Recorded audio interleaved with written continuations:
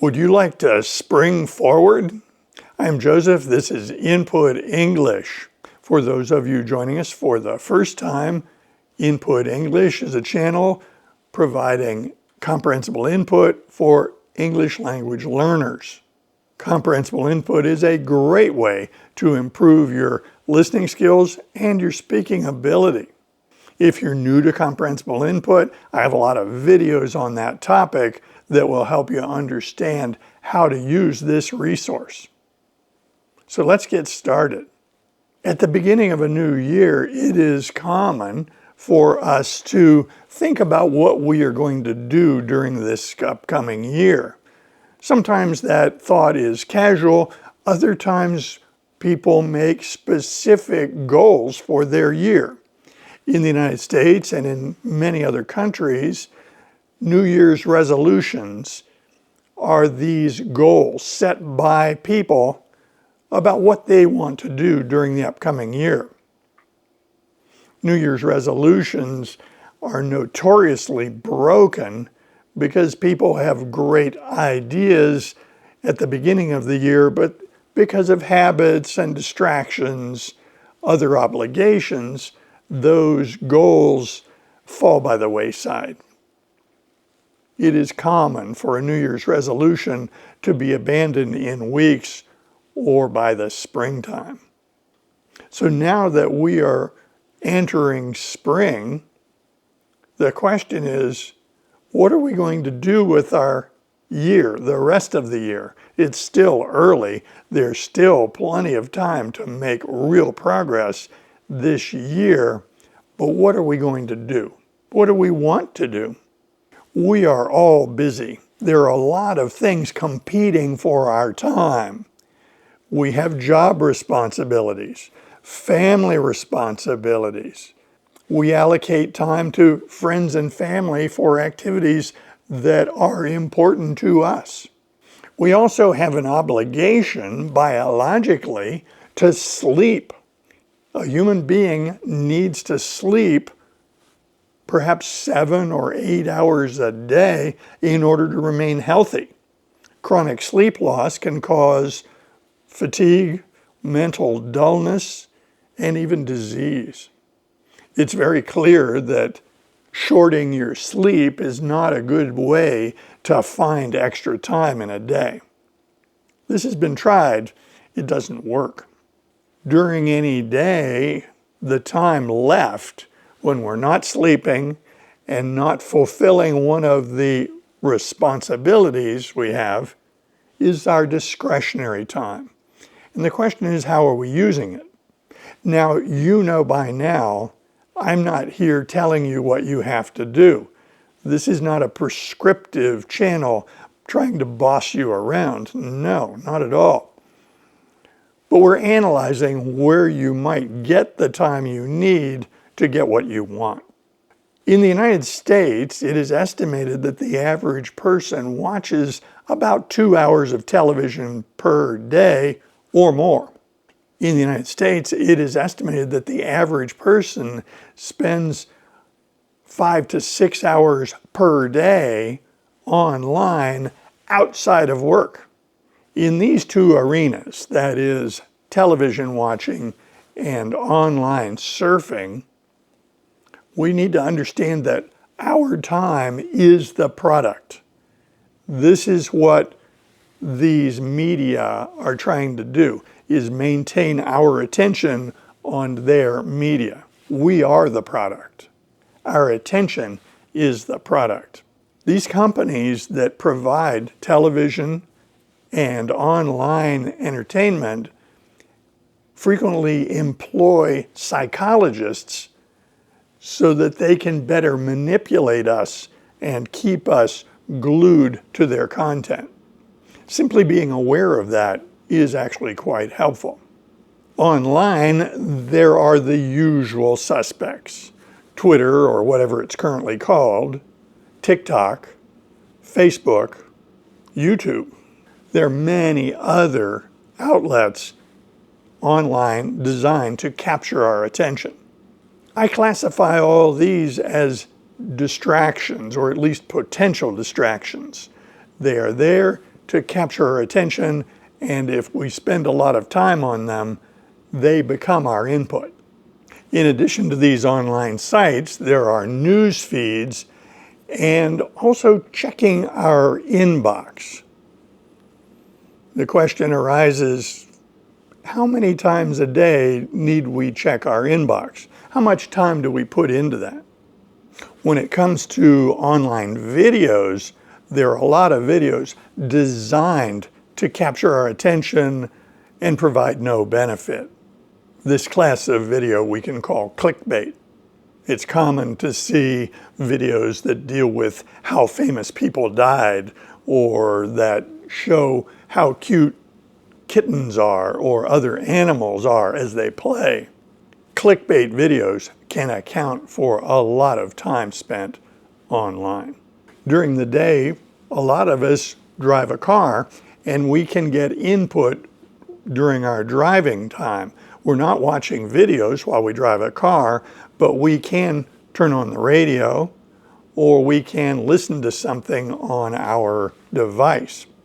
We can choose to listen to entertainment content while we're driving, such as music or talk radio, or we could choose input for our language learning activity. The picture I'm trying to paint here is that we are highly manipulated by people who are trying to control our attention during the day. They are trying to usurp our control of our own time. I'm not paranoid about this, I'm just aware of it. So how do we counter this? How do we overcome this problem? Well, first of all, I had to establish in my mind the need. Why would I want to change my conduct? Every day in the comments section, I get comments, and they frequently have to do with how much time it's going to take to get fluency. How much work do I have to put into this learning English task to become fluent? How long is it going to take? And there is no simple answer for anyone's question along that line. Everybody's different, but the gist of the answer for everyone is it's necessary to have a lot of contact with the target language, English. Without lots of time in contact with the English language, progress will not happen. As we look at these distractions that we encounter online or on television, we can take some advice from the former emperor of Rome and great Stoic philosopher Marcus Aurelius, and he poses the rhetorical question, is this thing essential? That's the question we should ask ourselves. If we're scrolling through cute videos or spending a lot of time on Facebook or TikTok, entertaining ourselves, the question is it essential? Does it support us getting what we want? When we answer that question, that gives us great power. As we try to fit comprehensible input and language learning into our busy lives, our motivation comes into play. If we are making a lot of progress and feel that we are making progress, it's easier to stay motivated. If we put in a lot of time and we don't have a sense of any progress, it's difficult to stay motivated. This is why I personally chose to get a lot of input each day. I wanted a lot of progress so that I could stay motivated. So I started out with an experiment. I did 3 to 4 hours a day of input over a period of about 6 weeks, and then examined where I stood. What I found is that I had a sense of progress, and my motivation was actually very high. So I continued this exercise of getting 3.5 hours of input each day. I can tell you from personal experience, a very concentrated program of comprehensible input is very rewarding, and it becomes self-perpetuating because it keeps your motivation high. If someone gets 30 minutes of input per day, with most languages, they're on a 10-year plus program. At that slow pace, I would find it extremely difficult to maintain motivation. As we increase our amount of input per day, then we also increase the speed at which the language builds in our head. And then we start sensing progress. In school, we learned a lot of things, and I'm not anti-school. Schools are wonderful, but they teach us some school-based common sense that doesn't work well with comprehensible input. In school, we were studying for a test. Our goal was test score performance. We wanted to get good grades. We were not thinking in the day-to-day in school about whether we would remember that subject 20 years later. With language learning, ideally, we're not taking tests. We're not worried about test scores. We want to learn language for life. So if we use our experiences in school to judge our progress with comprehensible input, it can be a little disappointing. 10 hours of studying a subject in school would provide tangible improvement in your knowledge of that particular subject. But 10 hours of comprehensible input provides no discernible change in your level in that language. The growth of the language is much slower than that. It is liberating to understand that and not get upset when we can't tell that we've made progress with these small increments of time, like 10 hours of input. In another video, I talked about my 300-hour rule. Really, if you add 300 hours to wherever you are, you will notice a big difference. And then, of course, you just keep adding increments of 300 hours. In that video, I was trying to get people to not worry about the minute-to-minute progress because you won't notice it.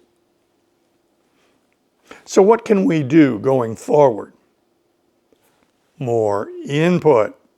If you're very satisfied with your pronunciation and you want to grow your language, vocabulary, grammar, ability to speak, assuming that you're already reading and speaking some, all types of input would be ideal, including reading. For me, reading is a fantastic way to build vocabulary. If, on the other hand, you're still working on pronunciation, perhaps you're a little earlier in your English learning journey, maybe you should put more emphasis on listening input rather than reading or trying to speak.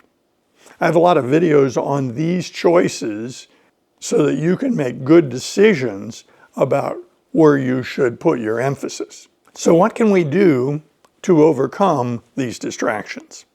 For me, television was easy. I don't have a television. I got rid of it years ago, and so it's not in the mix here. For online distractions, your best tool is habit formation. If you would like a lot of input per day, then you should look at your schedule and see where that input would fit. It's not going to fit while you're asleep, so you only have to look at the waking hours. A logical place to look first is upon arising in the morning. People have a morning ritual, and this is an opportunity to modify that morning ritual, perhaps get up a little earlier and make sure that that morning ritual includes input. For me, I get up, put on the coffee, put on breakfast, and while I'm drinking my coffee and while my breakfast is cooking, I'm getting input. When breakfast is ready, I serve it, and then I get input while I enjoy my breakfast. I round out my morning ritual to get 1 hour of input each day. That right there will put you on a path toward progress, albeit a relatively slow one. The next place to look is any commute time that you may have. Consider making sure that your commute time is input time. For me, I had a 30-minute commute each day in each direction, so each day I got another hour of input courtesy of my commute. This was typically podcasts and audiobooks. By adding that to the 1 hour for the morning ritual, you're up to 2 hours a day, and now you're likely to make very good progress during the year if you can sustain that. In the late afternoon and early evening, before and after dinner, we typically have some discretionary time. Responsibilities to family, childcare, chores around the house, sure, they do exist, and I'm not denying that. But there is the potential of some discretionary time before and after dinner.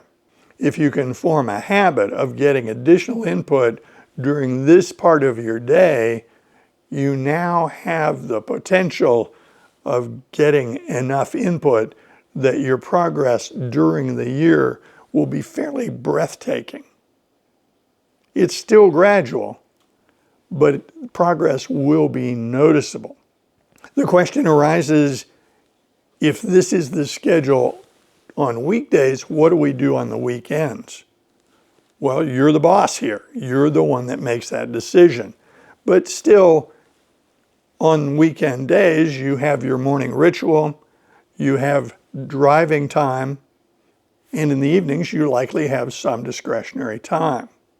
For me, the weekends actually afforded more time for input because I didn't have that competition for my time created by the work responsibilities. Work takes a lot of time per day. And on the weekends, frequently, we don't have work responsibilities. If someone averages 3 hours per day, they are on track to build 1,000 hours of input per year. At that pace, progress will be very obvious. At that pace, language learning is a lot more fun. I've done it both ways. I've tried to learn language at the 30 minutes a day pace, and I found it very difficult to maintain my attention, my focus, my motivation. But with a concentrated program, I found that progress was very encouraging, and it helped maintain my motivation. So we're coming into spring.